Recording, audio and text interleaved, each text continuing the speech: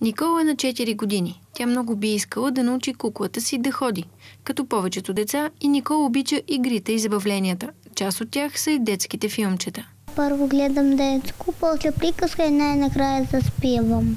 Майката на Никол няма нищо против нейната дъщеря да гледа телевизия, стига да не прекалява. Мисля, че в днешно време е напълно вреда на нещата децата да се развиват с компютър, с телевизор, наред с всичко останало. Вяра не е съгласна с твърдението, че повечето детски филмчета насаждат агресия, а точно обратното.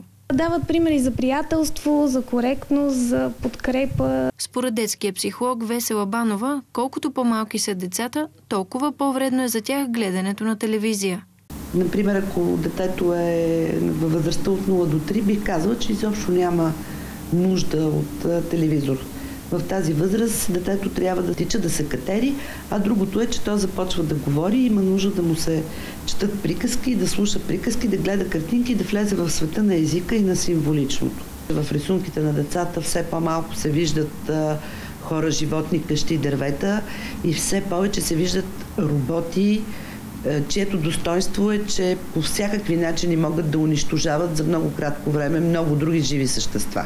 Какво да направи родителят, за да откъсне своето дете от телевизионния екран? За детето няма по-интересно нещо, и то за малкото дете, от присъствието на възрастния, който слуша и който говори. Доктор Банова съветва майките и татковците, когато детето е пред телевизора, до него винаги да има родител, за да може той да обяснява непознатите неща, които идват от екрана.